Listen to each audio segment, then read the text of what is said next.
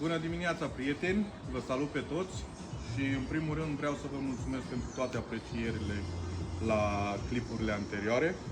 Astăzi ne aflăm tot pe același acoperiș, unde suntem la capitolul hip rafters și jack rafters. Astea sunt denumirile lor în engleză. În română nu prea le știu, dar o să încerc să vă explic, îmi dau silința să vă explic cât mai bine. Ăsta este un jack rafters, adică e un căprior. Ăștia sunt căpriori comuni și ăsta e un căprior puțin diferit și o să vă explic și ce face, cum se face acest căprior. Și ăsta se numește hip rafter. Ăsta este de fapt o coamă între două acoperișe. Deci am între două ape la un acoperiș. Ăsta e apa 1, apa 2. Puteți avea acoperișe în 4 ape, în 3 ape. Și ăsta, sper că înțelegeți ideea, vine aici, între două ape, ok? Și vedeți cum este. Și o să vină coama aici, cupa, țigla și aici vine și preia cele două ape. Deci, ăsta se numește hip rafter, ok? Adică un căprior tip șold, ar veni tradus mutant. Ok, cum îl creăm ăsta? În primul și în primul rând, de la căpriorii ăștia clasici, trebuie să știți ce înălțime aveți aici, materialul care a rămas, ok? Masa lemnoasă care a rămas. Eu aici am undeva, nu mai țin minte, 14 jumate, 15, ceva de genul. Trageți o linie în boloboc și vă măsurați cu atenție chestia asta, ok? Bun. Acum veniți la căpriorul ăsta de coamă și o să-i faceți o tăietură chiar sus la coamă, unde să îmbină aici, da? Cum facem chestia asta? Pe echierul ăsta o să vedeți, astea sunt gradațiile pentru căpriori clasici, ok? Astea de jos. Aici o să vedeți că scrie common rafters în engleză. Și astea aici, gradațiile astea, în chenarul ăsta, sunt pentru hips și valleys, adică șoldurile astea și pentru dolly. Se folosește gradajul ăsta. Bun, puteți să folosiți și un echier din ăsta. Ăsta se numește speed square. În engleză fiind speed square, în română echier de buzunar, echier de poșetă, de ce vreți. Ok?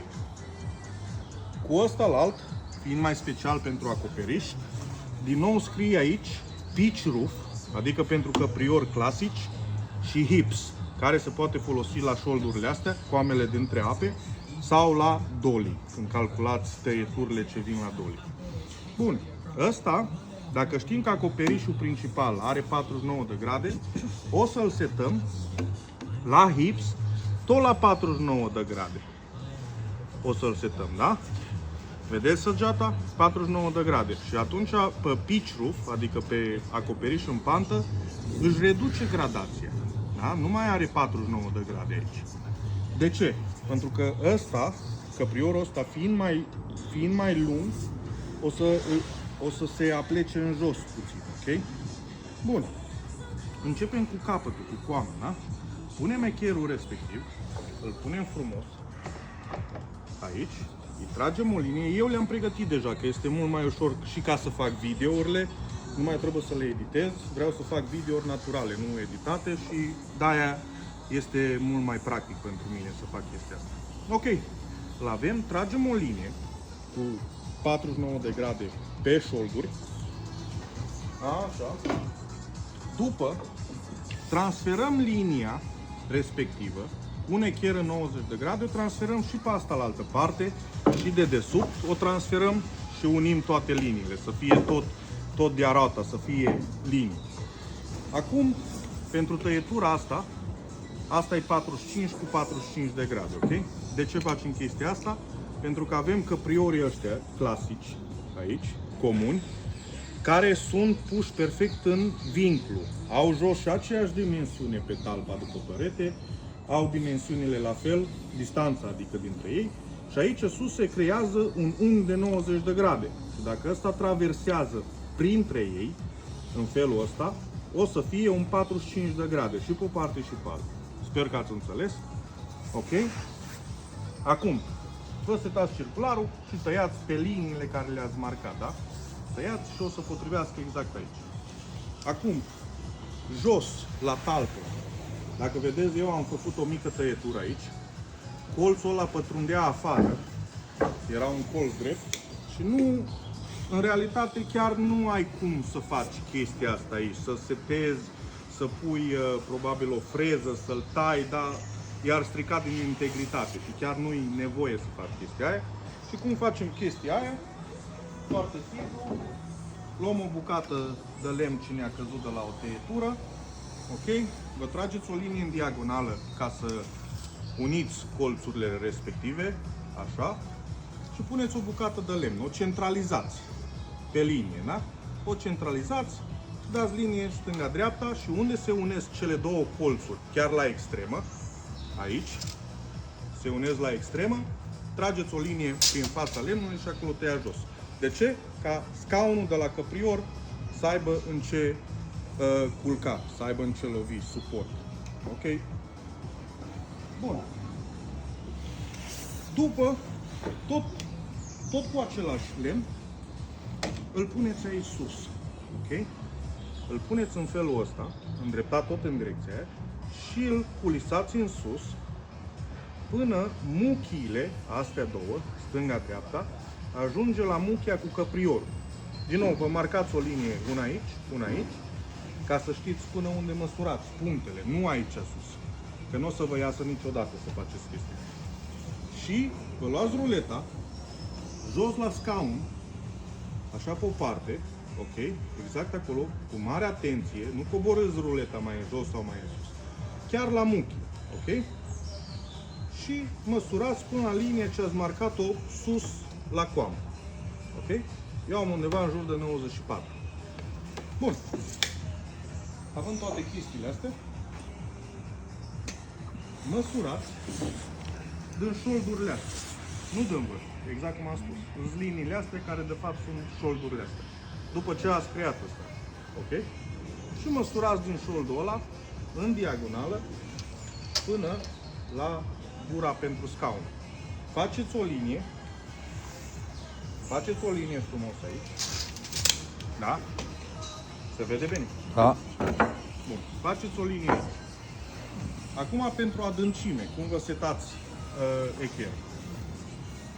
Din start știm că ăștia comuni au o adâncime de, adică rămâne o masă lemnoasă de vreo 14 cm jumate. Tot aici, sus la coamă, da? Chiar din șoldul ăsta ce a rămas, nu din vârf, din șold, da? Puneți ruleta și marcați la 14 jumate. Ok? Eu i-am făcut deja semnele. 14 jumate. Vă luați echerul, care este setat pe șolduri și grade. Puneți echerul și îl aduceți. Îl aduceți aici. Bun. Chiar la linie și lama asta puteți să o duceți unde vreți, da? Și o duceți până la linia care am marcat-o eu pentru masa lemnoasă. Bun. Ăla fiind marcat, îți rămâne chestia asta pentru gura de scaun. Doar îl culisați după ce v-ați dat și cei 94, ok, până la gura pentru scaun. Și doar culisați echerul și vă rămâne exact gura pentru scaun. Dacă nu aveți un echer din ăsta, mai special, puteți folosi și speed square-ul, adică echer rapid, care faceți tot aceeași chestie cu el. Uitați, hips, din nou, gradele, tot și adâncimile. Unde avem la 13 jumate, da? Îl ducem din nou aici. Potrivim gradele, din nou să știm ce grade avem. Și la 13 jumate vă trageți o linie invers din el, că ăsta e și numerotat cu centimetri pe partea asta și e foarte ușor. să-i dați 13 jumate, 14 jumate, scuză-mă, și îl întorci invers, cu parte de 90 de grade, îl pui în linia dreaptă, care îl pui acolo, imaginează-ți că linia asta continuă așa, ok? Îl pui cu spatele de 90, la semnul de 14 jumate adâncime și îi tragi o linie, ok? Și ălaltă ai afară, deci se poate și cu echevele. Puțin mai complicat, că trebuie să fii atent cum îl ții, dar se poate și cu. Încă pe piață sunt niște chestii, niște piulițe, niște prinderi, unde după ce i-a setat gradajul aici, puteți să-l prindeți aici și de fiecare dată când îl puneți în piulița respectivă, în stopperul respectiv, el se blochează, nu se mai mișcă de la gradația și puteți să-l folosiți multiple ori fără să-l mai culisați sau să-i faceți altceva. Sunt pe eBay sau pe Amazon, le puteți comanda dacă. Bun, îi facem tăieturile astea, de nou cu fierăstrău ca să-l curățăm. Lama la circular, v-am explicat în clipurile celelalte că nu pătrunde pe aia la altă parte și dacă ar fi să pătrundem, intrăm adânc în masă lemnoasă și stricăm integritatea lemnului, apar fisuri și nu vrem chestiile alea, da? Bun, acum să-l vedem cum potrivește. Îl culisăm frumos, uite și îl ducem la locaș să stea bine acolo. Uitați, se vede bine acolo la scaun? Da. Uite cum culcă la scaun, cum lovește exteriorul la talpa pentru perete tăietura și uită sus. Ok? Uită sus cum culcă.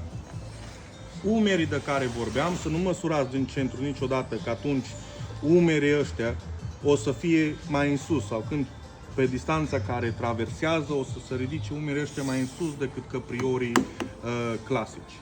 De-aia tot timpul măsurați în umeri. Da? Dacă ar fi să lucrați cu un material de 1,2 cm, mai îngust decât ăsta, atunci da, ar fi posibil să măsurați de un vârf, că nu ar face o diferență. Dar cam asta este tot la asta. Îi dăm cuie. Da? Bine, stă bine acolo jos? Da. Talpa? Perfect. Da? Tot e ok? Perfect. Îl ajustez imediat. Cuie. Ok. Îl umplem cu cuie. Îi dăm doar 2 acum. Coborâm să-l ajustăm. Să-l verificăm. Da? Uite, culcă bine, calcă bine, dar exact ce v-am povestit ca să-i tai colțul ăsta afară, că ar perturba în masele noastre. Ok? Îl ajustați acolo. Deci linia asta e exact în boloboc și la marginea tălpii, care e exact asta de aici sau asta pe partea asta, dacă se vede bine. Da. Linia după muchia de la talpă, chiar în boloboc, right on the money. Exact asta pe muchia de talpă și exact în sus, ok? Cuie. Da?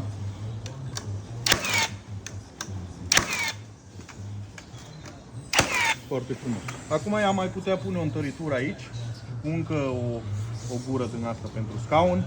Și s-ar mai putea pune așa în diagonală, dar astea fiind foarte scurte, nu-i nevoie. La acoperișe care sunt mai mari, astea sunt mai lungi, au 5-6 metri, atunci da, s-ar merita să îi se pună o legătură în diagonală pe colțuri și să vină aici și să îi se mai creeze un scaun chiar aici, de desubt, da? O talpă sau o talpă dublată, să dea în el, să aibă o legătură mai bună. Dar asta fiind scurt, chiar nu necesită, nu are nevoie și este super. Da? Și la coamele astea, exact umerii ăștia, dă la fel cu ăștia. Și dacă punem un boloboc, după căpriorii ăștia alți, se vede, culcă perfect pe toți la rând și umărul aici este exact perfect. Da? La fel și pe partea asta, la altă o să dea la fel. Da? Culcă, spațiu nu, spațiu 0, aici culcă la fel. Ok? Doar trebuie să fiți puțin atenți. Sau încercați. Și eu am câțiva ani de experiență. Îmi aflu greu cuvintele pentru, cum le spune în română, că eu le-am învățat în engleză. Dar experiență, muncă și îmi dau silință, multă silință. Acum să trecem la capitolul Jag Rafters. Adică căpriorii ăștia ce vin scurtați de la o pantă de acoperiș și se întâlnesc cu umărul ăsta de la acoperiș, cu un fel de dolie, să spunem. Da? Dacă voi știți cum se numesc astea în română, lăsați-mi și mie în comentarii și o să știu și eu de acum înainte. Ok? Asta cum se măsoară. Asta dacă aveți deja calculele la căprior, exact cum le am eu deja. Am talpa după cărămidă, l-am șgheabul pentru apă, am măsurătorile pentru talpa de pe perete. Este foarte simplu, vă faceți chestiile alea prima dată, ok? Vă faceți gurile, cred că vi le-am arătat în clipul anterior și știți, le aveți acolo cum le calculăm. Stai să-mi iau ruleta. Am încă unul făcut aici pentru partea asta. Prima dată vă alegeți o distanță unde să-l puneți, la 20 ceva, îi dați și aici sus. Eu le-am făcut deja undeva la 23-24 de centimetri, ca să am deschiderea asta undeva egală și să coboare în jos și aici o să-l îmbrac eu cu lambriu și o să-l fac frumos. Ok? După ce v-ați dat semnele respective, ca să fie paralel și pe talpă și sus pe umărul ăsta, veniți pe căprior, din ultima talpa asta care culcă pe scaun, înainte măsurați aici, puneți undeva aici și unde am semnul, l-am aici, am în jur de 44 jumate, 45. Dând tăietura asta, care este asta aici, ce culcă, puneți ruleta cu atenție și vă dați aici în vârf, uite, 45 jumate, da? Acum din nou vă luați echerul, schimbați echerul după gradele de la umărul ăsta dintre ape, îl puneți din nou pe grade normale de la căpriorii clasici, ok? Care e 49 de grade, clasic. Îi dați o linie, după vă luați circularul, l-am acolo circularul, îl setăm în 45 de grade, ok? Mare atenție la setările de circular. Unele circulare, dacă le setați la 45 de grade, o să vă taie mai mult în felul ăsta, o să fie mai multe grade, o să aibă undeva în jur de 47-48 de grade, dar asta testați voi cu sculele voastre, să nu testați cu sculele în vinclu așa, să puneți echerul în vinclu, o să vă taie perfect 45. Tăiați undeva tot așa în 45 și splaiul ăsta tot în 45 și atunci vă puteți pune un echer să verificați cum este tăietura asta. Circularul meu fiind de la Milwaukee, spre norocul meu, dacă îl setez la 45 în tăietura asta, mă scoate undeva la 46, o diferență foarte mică, un grad, aproape un grad, care nu face mare diferență pentru mine. Ok? Având chestiile astea, îl tăiați, și splaiul și uitați cât de frumos culcă în locaș, îl trageți frumos la linii, ok? Pe scaune și cam atât ai tot. Ok? Perfect. Uitați-vă acolo cum culcă. Îl prindem în cuie. Să-mi iau pistolul de cuie.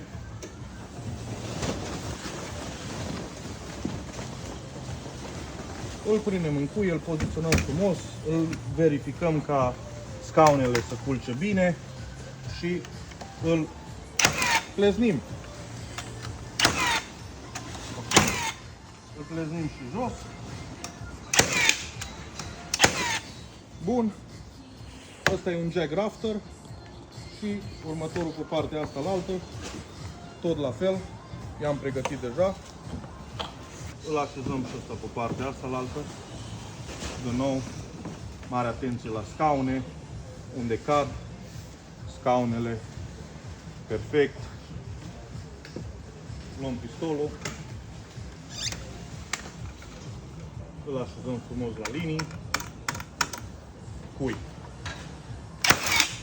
Da? Perfect. Și vedeți umărul cum culcă tot, scaunele jos, cum culcă. Magnific. îl mai umplem cu cuie și este pregătit pentru folie, șipcă. Cam atât pentru astăzi. Data viitoare sper să vă arăt cum punem țigla, cum calculăm distanța pentru șipcă și cum împărțim să vedem câte rânduri avem de jos până sus în coamă și să ne dea rânduri exacte la țiglă, nu că ne trezim după că ultimul rând sau ultimele două rânduri de țiglă sunt suprapuse mai mult decât restul rândurilor și o să arate foarte urât. Ok, prieteni dragi, vă pup și ne vedem într-un alt video. Ciao!